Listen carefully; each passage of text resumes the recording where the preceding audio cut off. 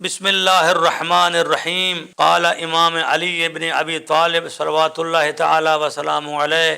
ہماری گفتگو یہ جو ہے اس دنیا کے متعلق ہے، جس دنیا میں ہم بہت خوش ہیں، بہت راضی ہیں، بہت خوشیاں مناتے ہیں، ہمیں کوئی فکر نہیں ہے کہ ہم نے مر جانا ہے۔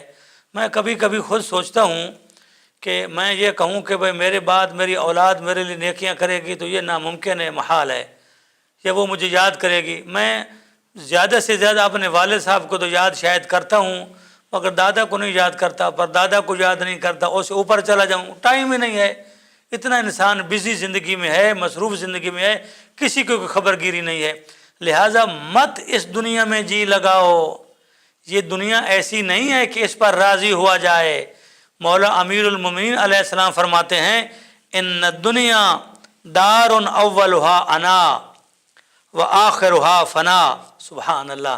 کلام و امام کا کلام بھی امام ہوتا ہے، رہنما ہوتا ہے۔ مولا علی علیہ السلام نے فرمایا کہ یہ دنیا ایسی ہے جس کی اول میں مشکلات ہیں، رنج ہے، غم ہے، عنا عین کے ساتھ، غم ہے، رنج ہے، تکلیف ہے۔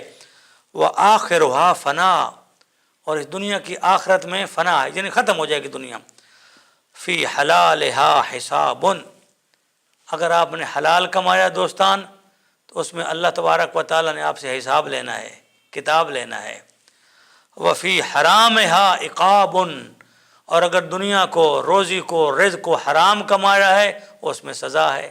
یعنی دونوں پہلو ہیں، حلال دنیا میں حساب ہے اور حرام کمائی ہوئی دنیا میں عقاب یعنی سزا ہے۔ اللہ تعالی ہم کو حلال کمانے اور کھانے کی توفیق عطا فرمائے۔